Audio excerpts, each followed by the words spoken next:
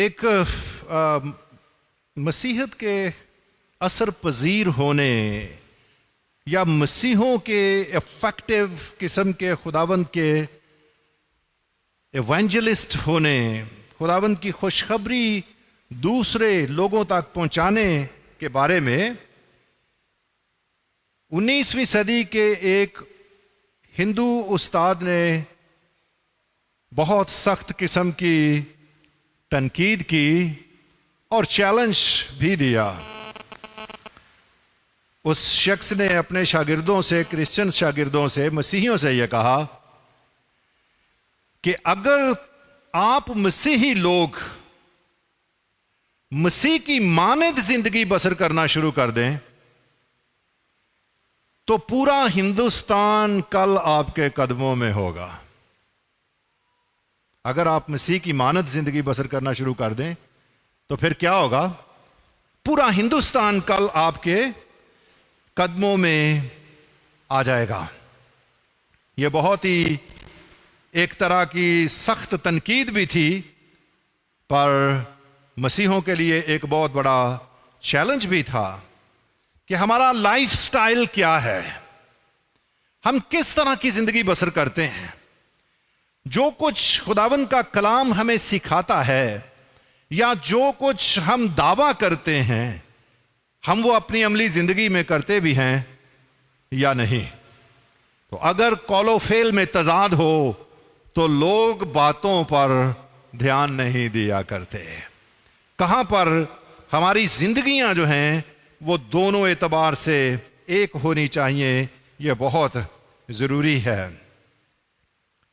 تو سوال یہ ہے کہ بطور مسیحی کیا ہم نے مسیح کے شاگردوں کی مانند، حقیقی مسیحوں کی مانند رہنا سیکھا ہے، یا کہ کمیلینز کی طرح، گرگٹ کی طرح رنگ بدلتے رہتے ہیں اور جس ماحول میں ہوتے ہیں اسی ماحول میں ڈھل جانے کی کوشش کرتے رہتے ہیں؟ جو کچھ ہم اقرار کرتے ہیں اور سکھاتے ہیں وہ امپورٹنٹ ہے، لیکن اس سے بھی زیادہ ہم کیا ہے کہ ہم جو کچھ سکھاتے ہیں، جو کچھ کرتے ہیں، وہ کرتے بھی ہیں یا نہیں۔ اسی لیے آج کا جو خداوند کا کلام ہم نے رومیوں کے خط میں پڑھا، وہ بہت ہی زبردست انداز سے رومیوں کے خط کے 12ویں باب کی 2 آیت نصیحت کرتی ہے کہ اس جہان کے ہم شکل نہ بنو، اس جہان کے ہم شکل نہ بنو، بلکہ کیا کرو؟ اپنی عقل کے نئی ہو جانے سے اپنی صورت بدلتے جاؤ۔ نیگیٹو اور پازیٹو دونوں طرح کی یہاں پر ایک ہی آیت میں کمانڈ دی گئی ہے کہ اس دنیا کے ہم شکل نہ بنو، بلکہ اپنی عقل کے نئے ہو جانے سے اپنی صورت بدلتے جاؤ۔ جان سٹارٹ جو ایک بہت عظیم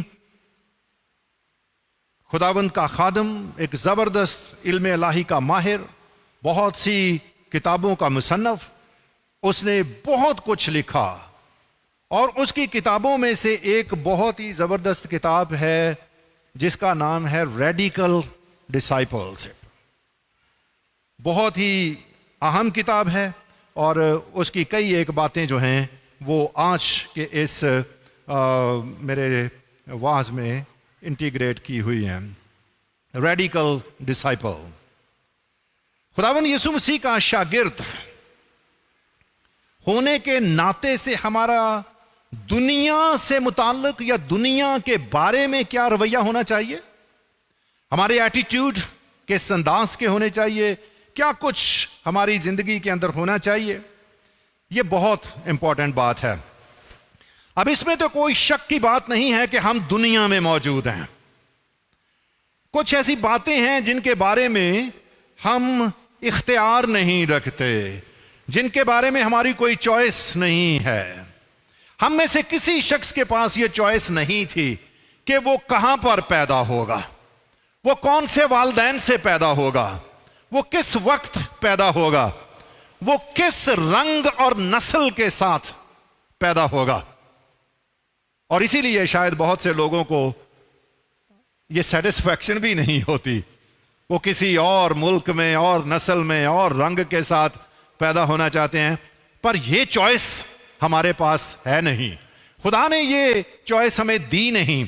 تاہم ہم جہاں پر ہیں وہاں پر کس انداز سے رہنا چاہیے, وہاں پر کس طور سے اپنی زندگی بسر کرنا چاہیے, یہ چوائس یقیناً ہمارے پاس موجود ہے کہ ہمیں کس طرح کی زندگی گزارنی چاہیے. خدا کی مرضی کے مطابق زندگی بسر کرنا چاہیے یا کہ ہم اپنی مرضی کے مطابق زندگی بسر کریں گے. ہم دنیا کی چال چلیں گے, دنیا کی مانند بننے کی کوشش کریں گے, دنیا کے ہم شکل بننے کی کوشش کریں گے, یا کہ پھر جیسا خداوند کا کلام فرماتا ہے اس روح کے کلام سے اور قدرت سے جب ہماری فطرت بدلتی ہے, عقل بدلتی ہے, تو ہماری صورت بھی درجہ بدرجہ مسیح کی مانند بدلتی جائے گی. کس انداز سے ہم جینا چاہتے ہیں, رہنا چاہتے ہیں, یہ ہماری اپنی چوائس ہوگی کہ ہم اس دنیا میں مسیح کے شاگرد بن کر, اس کے گواہ ہو کر اس کی خدمت کرنا چاہتے ہیں, زندہ رہنا چاہتے ہیں, یا کہ پھر شیطان کے بندے اور بندیاں بن کر خداوند کی مخالفت میں ایسی زندگی بسر کرنا چاہتے ہیں جو خدا کو پسندیدہ نہیں ہے. جان سٹارٹ نے یہ بہت خوبصورت الفاظ کہے. اس نے کہا کہ we are neither to preserve our holiness by escaping from the world, nor to sacrifice our holiness by conforming to the world. یہ تو حکم ہے خداوند کا ہمارے لیے کہ ہمیں ہولی لائف گزارنی ہے, لیکن جان سٹارٹ فرماتے ہیں کہ ہمیں اس انداز سے اپنی پاکیزگی, اپنا تقدس, اپنی ہولینس جو ہے وہ اس کو پرزرو نہیں کرنا کہ ہم دنیا سے بھاگ جائیں, دنیا سے باہر نکل جائیں, دنیا سے باہر چلے جائیں, اور اس کے ساتھ ہی ساتھ نہ ہمیں اس انداز سے دنیا کے ہم شکل بننا ہے کہ ہم اپنی پاکیزگی کو قربان کر دیں. دونوں چیزوں کے اندر ایک زبردست بیلنس ہونا ضروری ہے. ہمیں پاکیزگی کے لیے بلایا گیا ہے. خداوند کا فرمان بار بار بہت کلیئر ہے, پاک ہو کیونکہ میں پاک ہوں. لیکن کئی لوگوں نے پرانے قدیم زمانوں میں اور آج بھی کیا سوچا کہ پاک زندگی بسر کرنے کے لیے, آزمائشوں سے بچنے کے لیے, گناہ سے دور جانے کے لیے کیا کرنا چاہیے؟ کہیں صحراؤں میں دور چلے جائیں, کہیں غاروں میں جا کر بیٹھ جائیں, دنیا تیاگ دیں, دنیا سے چلے جائیں, تو پھر شاید ہم پاک زندگی بسر کر سکتے ہیں. لیکن مسیحت ایسا کوئی درس نہیں دیتی کہ دنیا سے بھاگ جانے کی صورت میں آپ کو پاکیزگی نصیب ہو سکتی ہے. خداوند یسوع مسیح نے دنیا سے اپنے شاگردوں کو بلایا, دنیا سے الگ کیا, ان کو جدا کیا دنیا سے, اور یہی در حقیقت بنیادی طور پر پاک ہونے کا مطلب بھی ہے, مگر واپس ان کو دنیا کے اندر بھیجا ہے. تم دنیا کے نہیں کیونکہ میں نے تم کو کیا کیا؟ دنیا سے چن لیا ہے. پر پھر بھی خداوند جب اپنے شاگردوں کو بھیجنا چاہتے ہیں تو کیا فرماتے ہیں؟ پس تاکر تم سب قوموں کو شاگرد بناؤ. وہ دنیا ہی میں بھیجے جاتے ہیں, دنیا کی طرف بھیجے جاتے ہیں, تاہم دنیا کی مانند بننے کے لیے بلائے نہیں گئے. تو دو باتیں جو ہیں وہ ہمارے پیش نظر رہنی چاہیے یہاں پر جان سٹارٹ کے بقول کہ اسکیپزم بھی نہیں چلے گا, بھاگ جانا دنیا سے, اور کنفارمزم جو ہے وہ بھی نہیں چلے گا. دونوں فوربیڈن ہے. نہ دنیا کی مانند بننا ہے, نہ دنیا سے بھاگنا ہے. یہ خداوند کے لوگوں کی کالنگ ہے, جس طرح سے ان کو زندگی بسر کرنی چاہیے. تو کالنگ کیا ہے ہماری؟ جیسا میں نے کہا کہ خداوند کا کلام ہمارے لیے پرانے عہد نامے میں, نئے عہد نامے میں, دونوں عہود میں بائبل مقدس کے اندر یہ کنفرم کرتا ہے کہ خدا کے لوگ جو ہیں ان کو دنیا سے مختلف ہونا چاہیے, ان کو دنیا سے الگ اور جدا اس انداز سے ہونا چاہیے کہ وہ دنیا میں تو ہیں پر دنیا کے لوگوں کی راہوں پر نہیں چلتے, دنیا کے لوگوں کی عادات کو اپناتے نہیں ہیں، یعنی کہ ان کو ہولی ہونا چاہیے، پاک ہونا چاہیے۔ کئی مرتبہ یہ ہمیں عجیب بات لگے گی، ہم اس کے بارے میں سوچیں گے بھی، شاید دوسرے خاص طور پر لوگ سوچیں کہ یہ جی مسیحی بڑے اپنے آپ کو اونچا سمجھتے ہیں، بڑے متکبر لوگ ہیں، یہ دنیا کو نیچا سمجھتے ہیں، اور اس طرح سے یہ کوئی اچھے لوگ نہیں ہیں، دوسروں کو پٹ ڈاؤن کرتے ہیں۔ کیا ہم انسان نہیں ہیں؟ اکثر اوقات ہمارے بچے، ہمارے لوگ کہیں گے جی ہم بھی تو دوسرے انسانوں کی طرح انسان ہیں، کیا کریں ہم؟ جیسے دنیا زندگی بسر کرتی ہے، جیسے بچوں کے باقی ساتھی اسکولوں میں چلتے پھرتے ہیں، ہمیں بھی ویسے ہی ہونا چاہیے۔ جیسی عام معاشرے کی میجارٹی کے خیالات ہیں وہ اثر انداز بھی ہوتے ہیں، یہ ٹیمپٹیشن بھی ہے، ہمیں بھی ان کی طرح رہنا چاہیے۔ ہم کیسے دوسروں سے الگ ہو جائیں؟ تو کیا خداوند کا کلام فرماتا ہے ہمیں کس طرح سے اس کو لے کے چلنا ہے؟ پازیٹیولی، مثبت انداز سے کیا ہے کہ ہمیں ہولی ہونا ہے، پاک ہونا ہے، کیونکہ ہمارا بلانے والا پاک ہے، ہمارا خدا پاک خدا ہے، اور اس کے لوگ جو ہیں ان کا پاک ہونا ضروری ہے۔ احبار کی کتاب اس کا 11واں باب اس کی 45ویں آیت، خداوند واضح طور پر فرماتا ہے پاک ہو کیونکہ میں پاک ہوں۔ اور اسی بات کو مقدس پطرس رسول بھی اپنے پہلے خط اس کے پہلے باب کی 15ویں اور 16ویں آیات میں بیان کرتا ہے کہ دنیا جو ہے وہ اس کے مانند نہیں بننا، بلکہ جیسا فرمایا گیا ہے پاک ہو کیونکہ میں پاک ہوں۔ اور یہ ایک بنیادی ڈفرنس ہے۔ دنیا کے دیوی دیوتاؤں میں وہ معبود جو اپنی ذات سے خدا نہیں ہے، اب بہت کم ان کی صفات کبھی دیکھیں گے کہ ان کی بنیادی صفات میں سے ایک صفت پاک ہونا، مقدس ہونا، قدوس ہونا ہو۔ بڑے بڑے ان معبودوں کے نام رکھے گئے ہیں، سینکڑوں ٹائٹل اور نام دیے گئے ہیں، لیکن ان کے اندر یہ پاکیزگی نہیں ہے، وہ قدوس نہیں ہے۔ لیکن بائبل مقدس کا خدا پاک خدا ہے، قدوس ہے، اور خداوند کا کلام فرماتا ہے کہ اس کے حضور کروبیم کھڑے ہو کر ہمیشہ کیا پکارتے رہتے ہیں؟ قدوس قدوس قدوس۔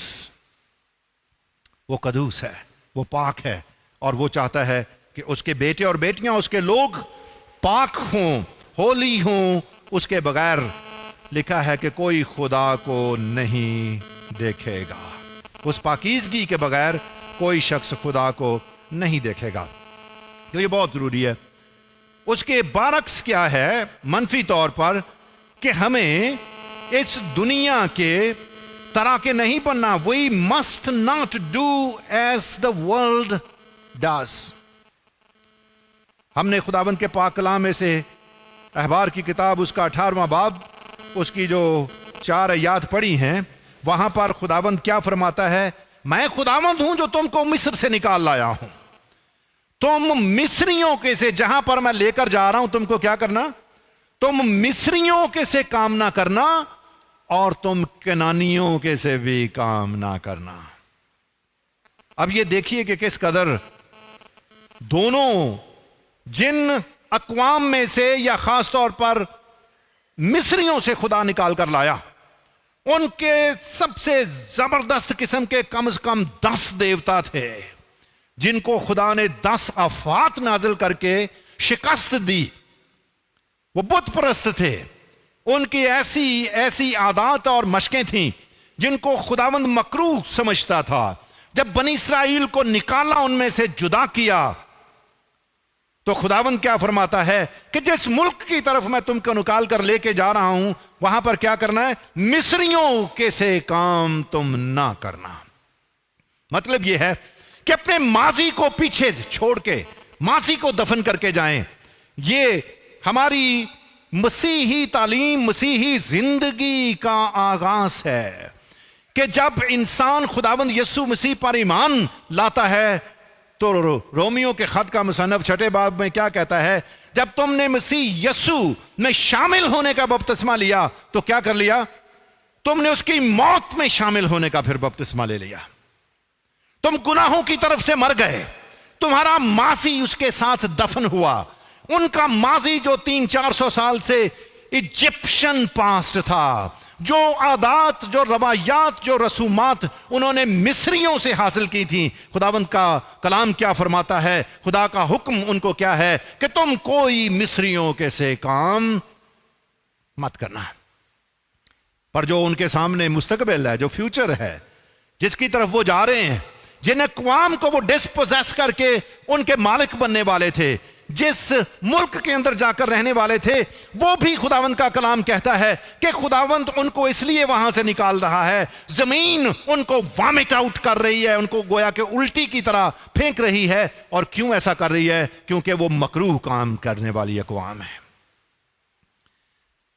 جو اپنے بچے مولک جیسے دیوتا کے سامنے زندہ جلا دیتے تھے، جو ہر طرح کی بیرا روی کا شکار تھے، جن کی مندروں میں، جن کی ہیکلوں میں، جن کی عبادت گاہوں میں ایسے بدفعلی کے کام مذہب کے نام پر ہوتے تھے جن کو خداوند ہرگز پسند نہیں کرتا.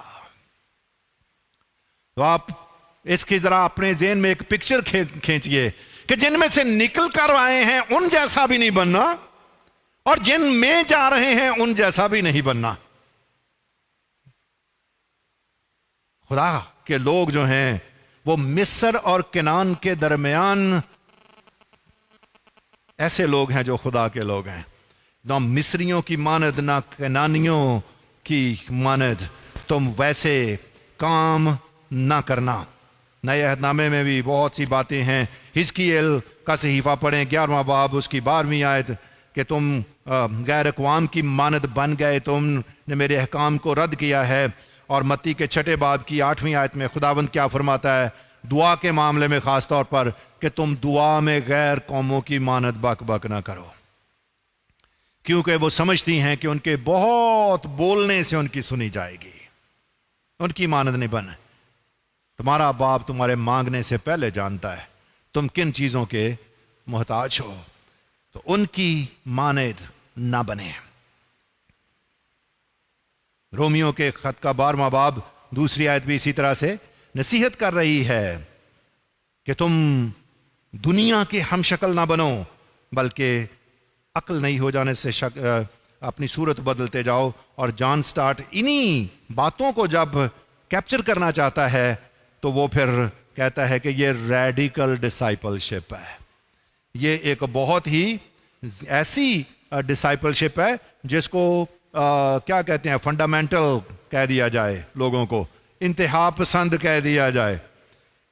ریڈیکل روٹ سے نکلتا ہے بنیادی طور پر. تو آپ کی جو بنیاد ہے، جو جڑ ہے، وہ کیا ہے؟ وہ اس طرح کی ڈسائپلشپ ہونا ضروری ہے. ایسی شاگردیت جو نہ مصر کی مانند ہے، نہ کنعان کی مانند ہے، بلکہ اپنے خدا کی مانند وہ بننے کے لیے بلائے گئے ہیں. ایک ریڈیکل نان کنفارمٹی ہے کس کی طرف؟ جیسا بھی ہمارا سراؤنڈنگ کا کلچر ہے، جس تہذیب میں ہم رہتے ہیں، جس قوم اور ملک میں ہم رہتے ہیں، کس انداز سے ہمیں ان کی مانند نہیں بننا، بلکہ خدا کے فرزند ہو کر، خدا کے بیٹیاں اور بیٹے ہو کر ہمیں اس دنیا سے الگ اپنے باپ کے بیٹے اور بیٹیاں بننا ہے. اب ظاہر ہے کہ دنیا جو ہے اس کے بارے میں بے شمار باتیں ہیں، لیکن آج کی صبح چند ایک باتیں میں آپ کے گوش گزار کرنا چاہتا ہوں جو ایسی زبردست آزمائشیں ہیں اور کئی مرتبہ وہ بالکل بڑی کیا کہنا چاہیے سیکریٹلی ہماری زندگیوں کے اندر گھس آتی ہیں. ہمیں معلوم بھی نہیں ہوتا اور ہم ان راہوں پہ چلنا شروع کر دیتے ہیں اور دنیا کی مانند بنتے چلے جاتے ہیں. وہ کون سی باتیں ہیں، وہ کون سے فلسفے ہیں جو دنیا کو متاثر کرتے چلے آ رہے ہیں؟ کون سے ایسے خیالات اور سوچیں ہیں جن میں ہمارے بچے، ہماری قوم پھنس سکتی ہے، اور اس کے بارے میں ہمیں خبردار رہنے کی ضرورت رہتی ہے. ہمارے ملک میں اس طرح سے وہ بچوں کو وہ پڑھائی تو نہیں جاتی چیزیں، لیکن آتی چلی جا رہی ہیں. ایک نظریہ یا ایک فلسفہ جس کو پلورلزم کہا جاتا ہے. یہ جو پلورلزم ہے اس کا بنیادی طور پر مطلب کیا ہے؟ مطلب یہ ہے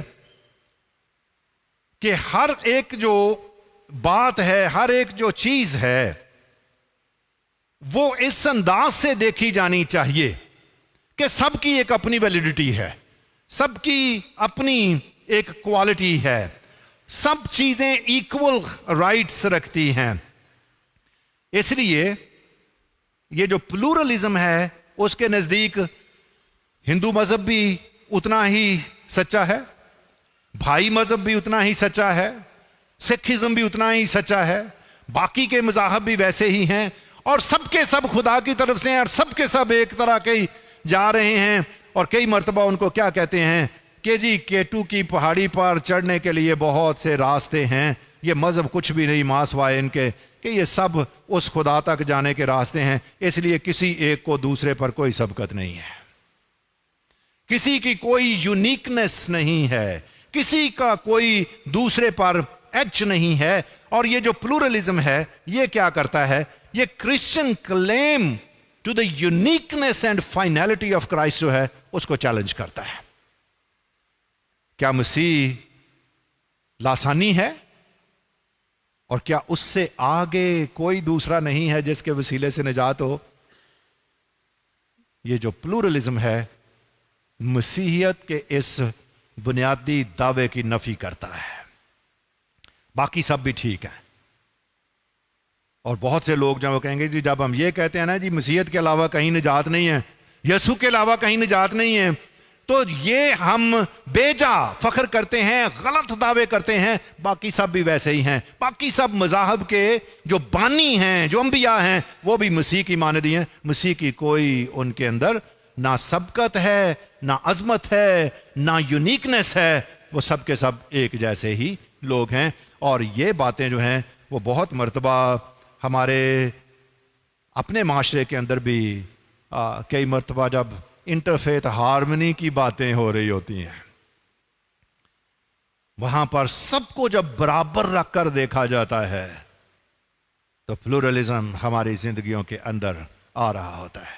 بہت سی تعلیمات ایسی آ رہی ہوتی ہیں جو ہمیں متاثر کر رہی ہوتی ہے. دوسری بات جس سے ہمیں آگاہ رہنے کی ضرورت ہے، دنیا میں زبردست انداز سے وہ پینیٹریٹ کر گئی، سرایت کر گئی اور بری طرح متاثر کیا ہے، وہ کیا ہے؟ مٹیریلزم جس کو ہم کہتے ہیں، مادہ پرستی.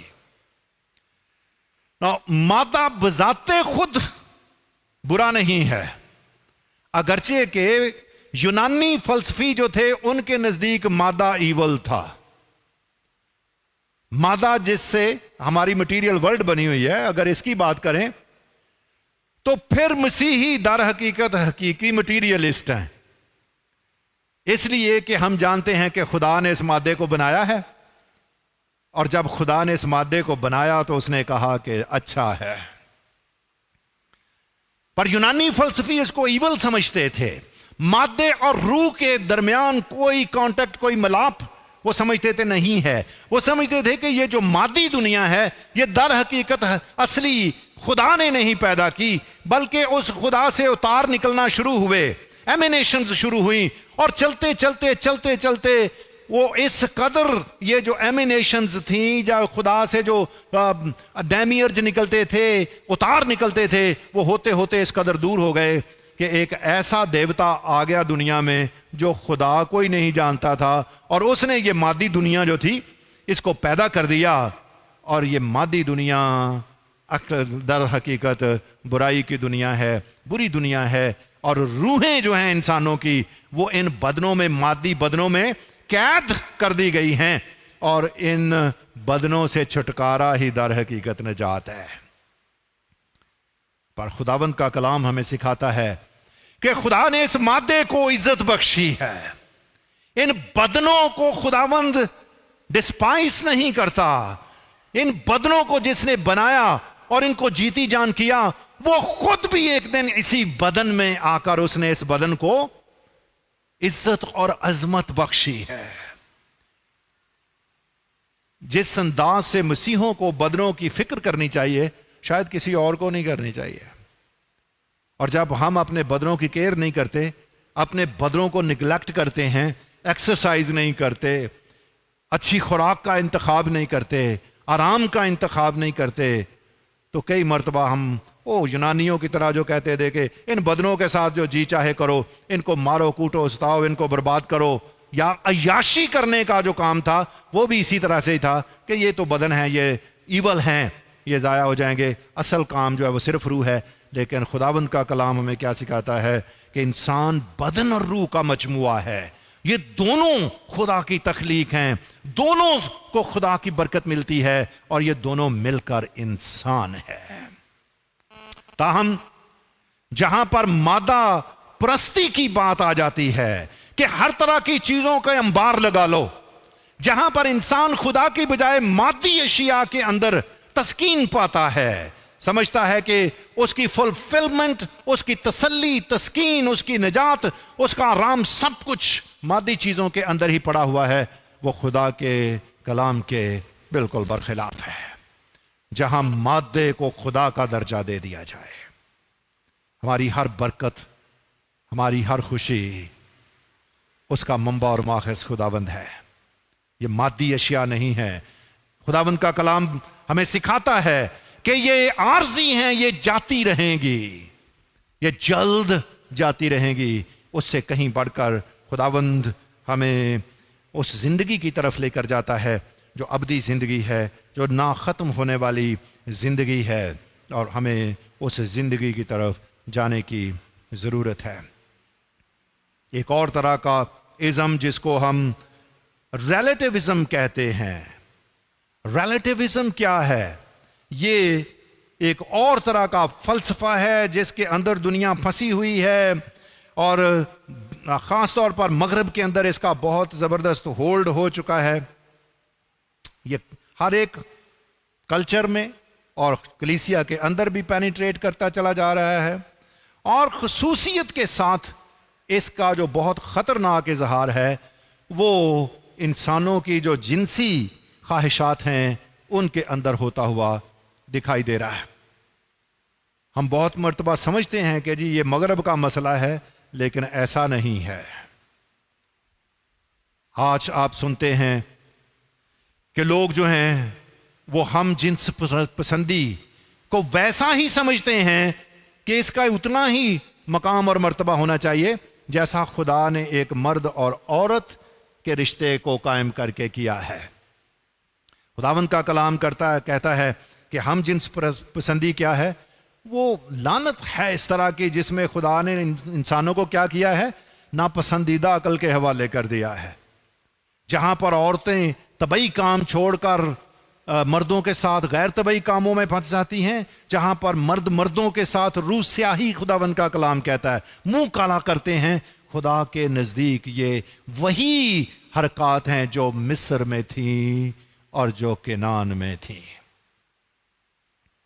खुदावंद फरमाता है कि ना मिस्रियों के से काम करना और ना केनानियों के से काम करना, तुम पाक होना, तुमको इन बुराइयों से बचने की जरूरत है। हर तरह की जो जिनसी बेरा रवि है उससे बांस आने की जरूरत है। और खुदावंद का कलाम जिनसी पाकीज़गी पर बहुत ज्यादा जोर देता है।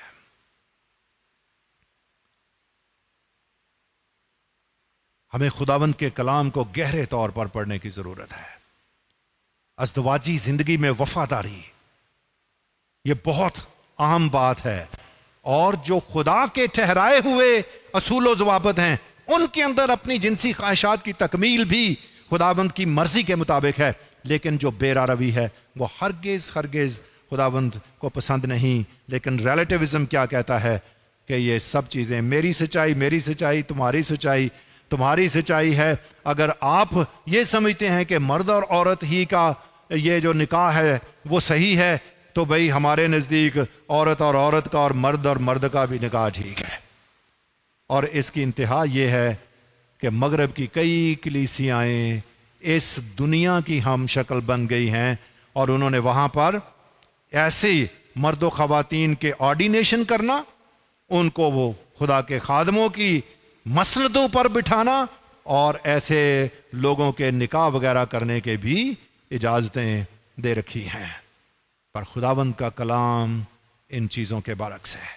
اس دنیا کے ہم شکل نہیں بننا. چوتھی بات جو مختصر طور پر کہنا چاہتا ہوں وہ نارسسزم یا خود پسندی ہے.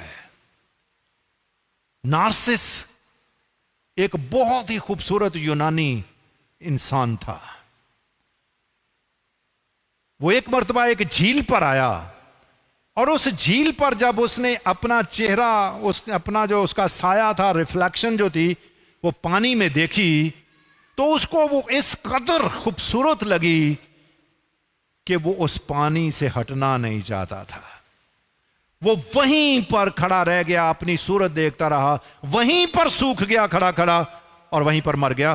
اور اسی حوالے اسی واقعے کو لے کر پھر یہ اصطلاح بنی جس کو نارسسزم کہا جاتا ہے, خود پسندی کہا جاتا ہے, کہ لوگ جو ہیں وہ کس قدر خود پسند ہوتے چلے جا رہے ہیں. اور یہ ٹرینڈ خاص طور پر آج کے میڈیا نے بہت تیزی سے ان کو ترویج دی ہے.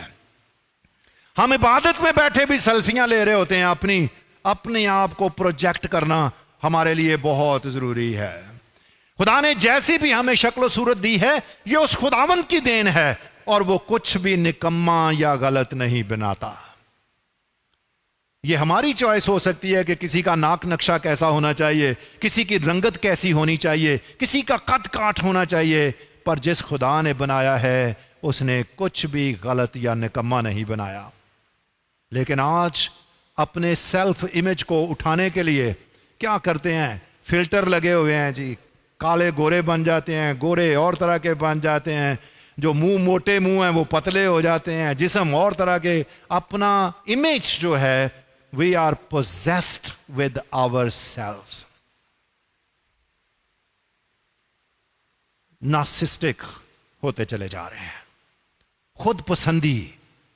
اور یہ خداوند کے کلام کے مطابق آخری زمانے کی نشانی ہے. پولس رسول نے کہا کہ وقت آئے گا جب کیا ہوگا, انسان خود پسند ہو جائیں گے. دنیا کے ہم شکل بننے میں یہ بہت سی چیزیں جو ہیں وہ بڑی تیزی کے ساتھ اور کئی مرتبہ جیسے میں نے کہا بغیر ہماری کانشیس تھنکنگ کے, بغیر ہمارے کوئی اس پر غور و خوض کیے یا دانستہ طور پر کسی چیز کو اپنانے کے بھی وہ چلتی چلی آتی ہیں, ہمارے اندر سیپ ان کر جاتی ہیں اور یہ ہمیں بہت زیادہ دنیا کے مانند بناتی چلی جاتی ہیں. پر سوال یہ ہے کہ ہم دنیا کے ان ٹرینڈز کا کیا جواب دیں. دنیا کے اس طرح سے جو یلغار ہے کلیسیاؤں پر یا خدا کے لوگوں پر, ان کا کس طرح سے مقابلہ ہمیں کرنا چاہیے. کیوں کر ہمیں دنیا کے ہم شکل بننے سے ہمیں اور اپنے لوگوں کو بچایا جا سکتا ہے. ضرورت ہے کہ ہم خداوند کے کلام کتاب فرمان ہوں, اس کی باتوں کو مانیں, اس کے روح کے کنٹرول میں چلیں اور اس طرح کے جو نظریات ہیں, جو ازمز ہیں, ان کو ریزسٹ کریں. پلورلزم جو ہے اس کے برعکس ہمیں کیا کرنا ہے, ہمیں مسیح خداوند کی یونیکنس اور اس کی جو فائنلٹی ہے, اس کا حتمی جو مقام ہے کہ اس کے بعد نہ کوئی نجات دہندہ ہے نہ کوئی. خداوند کا کلام واضح طور پر یہ بیان کرتا ہے کہ آسمان کے تلے زمین پر انسانوں کو کوئی دوسرا نام نہیں بخشا گیا جس کے وسیلے سے ہم, کیا خیال ہے, فائنلٹی ہے خداوند کی, اس کے علاوہ کوئی نہیں.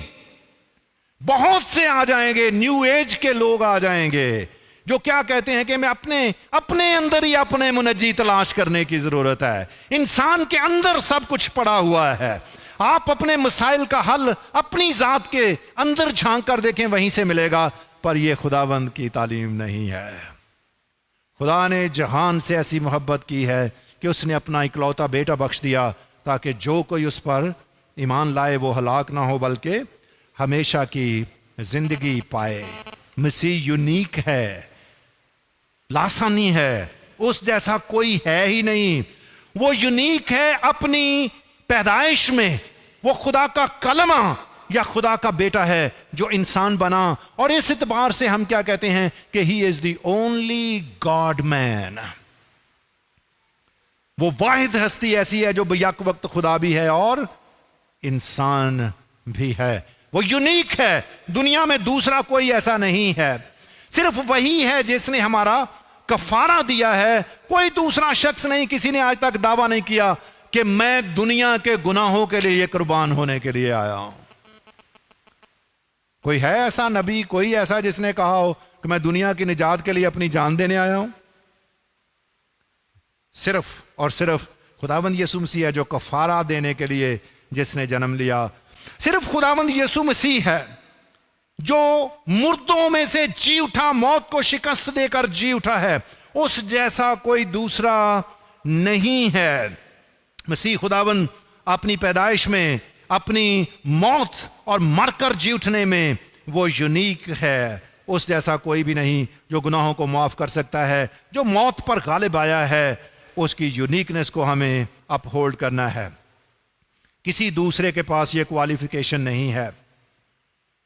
ہم دنیا میں بہت سے گریٹ لوگوں کا ذکر کر سکتے ہیں، دارا the great, Sikandar the great, کوئی ادھر کا گریٹ، کوئی ادھر کا، بہت سے گریٹ ہیں.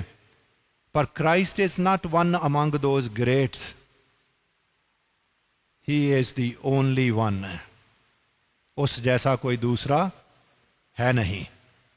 جب اس کو بڑے بڑے انبیاء کی صف میں لا کر کہا جائے کہ جی وہ بڑے انبیاء اکبر کے صف میں سے ایک ہے، وہ بڑا زبردست نبی ہے، تو یہ تھوڑی سی سچائی تو ہو سکتی ہے، یہ پوری سچائی نہیں ہے. پوری سچائی کیا ہے کہ وہ اکلوتا ہے، وہ ایک ہی ہے، اس جیسا دوسرا کوئی ہے ہی نہیں. مٹیریلزم کے برعکس ہمیں خداوند کا کلام تعلیم دیتا ہے کہ ہمیں ہر طرح کے لالچ سے بچے رہنا ہے. لالچ، خداوند کا کلام کہتا ہے، بت پرستی کے برابر ہے. ہم جو دنیا بھر کی چیزیں اکٹھی کر کر کے اپنے گھر بھرتے رہتے ہیں، خداوند کا کلام کہتا ہے کہ دینداری قناعت کے ساتھ بہت بڑی دولت ہے.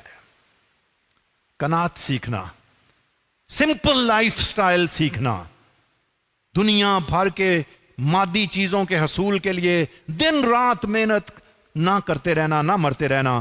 ہمیں اپنی نظریں خداوند پر جمانے کی ضرورت ہے، نہ کہ مادی اشیاء کی. خداوند کا کلام کہتا ہے، ایوب نبی نے کہا میں ننگا ماں کے پیٹ میں سے آیا اور ننگا ہی واپس جاؤں گا.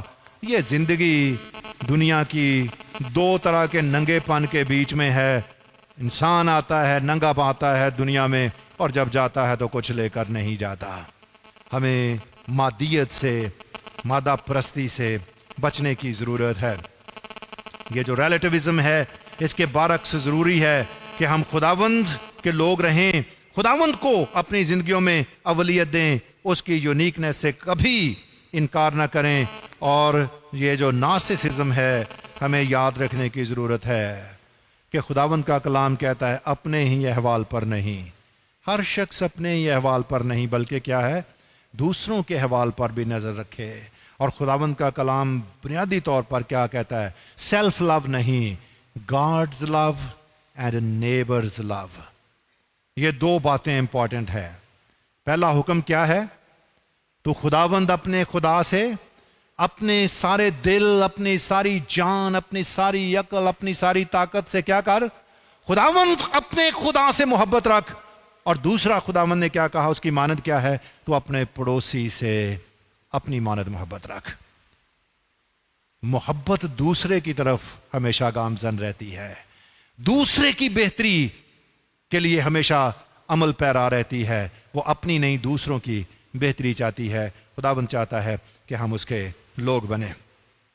خداوند کا کلام آج کی صبح خدا کا پاک روح ہمیں یاد دلاتا ہے کہ ہم ایویلویٹ کریں اپنے آپ کو، اپنی جانچ پرکھ کریں، اپنا تخمینہ لگائیں، اپنے آپ کو پرکھیں کہ میں دنیا کی مانت زندگی بس کر رہا ہوں، کر رہی ہوں، میں دنیا کی صورت پر ڈھلتا جا رہا ہوں یا ڈھلتی جا رہی ہوں، میں اس دنیا کا ہم شکل بن رہا ہوں، یا کہ پھر خداوند کی رحمت اور برکت سے اس کے بیٹے پر ایمان لا کر میری عقل، جب مسیح کی عقل مجھ میں آئی ہے، جب اس نے مجھے نیا بنایا ہے، تو میں مسیح کی مانند بنتا چلا جا رہا ہوں۔ کہاں کھڑے ہیں ہم؟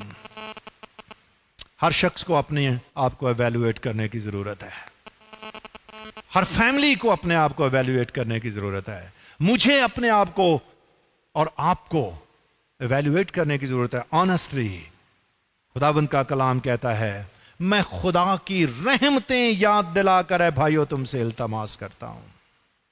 خدا نے ہم پر بڑی رحمتیں کی ہیں، مسیح میں ہم پر خدا کا وہ رحم، وہ فضل ظاہر ہوا ہے جس کے باعث ہم اس دنیا کی برائی سے، گناہ سے، موت سے، تاریکی کی قوتوں سے، جہالت سے چھڑا کر، تاریکی سے چھڑا کر اس کے عزیز بیٹے کی بادشاہی میں داخل کیے گئے ہیں، موت سے نکال کر زندگی میں داخل کر دیے گئے ہیں، اور مسیح میں ہمیں ہر طرح کی برکت، خداوند کا کلام کہتا ہے، افراط کے ساتھ خدا نے دی ہے، اور جس نے اپنے بیٹے ہی کو دریغ نہیں کیا وہ اس کے ساتھ باقی سب کچھ، خداوند کا کلام کہتا ہے، ہمیں کیوں نہیں دے گا؟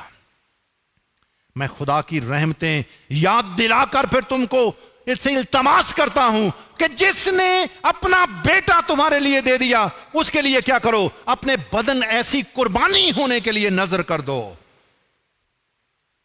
جو خدا کو پسندیدہ ہے، جو پاک ہے، جو خدا کو پسندیدہ ہے۔ اپنے آپ کو ڈیڈیکیٹ کر دو، اپنے آپ کو خدا کے نذر کر دو، گویا کہ آپ زندہ نہیں ہیں، آپ نے اپنے آپ کو قربان کر دیا ہے، خدا کے لیے دے دیا ہے، اور اس جہان کے ہم شکل نہ بنو، بلکہ کیا ہے؟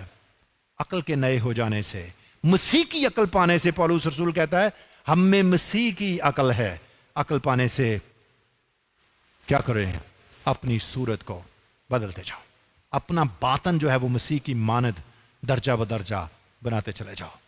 میرے عزیز بہنوں اور بھائیوں، دوستوں، بیٹوں اور بیٹیوں، خداوند کا کلام ہمیں چیلنج کرتا ہے کہ ہمیں خدا کے فرزندوں کی مانند، خدا کے بیٹوں اور بیٹیوں کی مانند پاکیزگی کی زندگی بسر کرنا ہے۔ جس نے فرمایا کہ تم ان میں سے نکل آؤ، اپنے آپ کو پاک کرو تو میں تمہیں قبول کر لوں گا۔ جو ہمیں ماضی کے گناہوں اور موت سے نکال لایا ہے، گویا کہ وہ مصر سے ہمیں نکال کر لایا ہے، اور وہ فرماتا ہے کہ مصریوں کے سے کام نہیں کرنا۔ اور جو ہمارا مستقبل ہے، جہاں پر ہم رہتے ہیں، جہاں ہم جا رہے ہیں، اس کا فرمان یہ ہے کہ تم کنانیوں کے سے بھی کام نہ کرنا۔ تمہیں خدا کے لوگ بننا ہے، پاک بننا ہے، کیونکہ وہ پاک ہے۔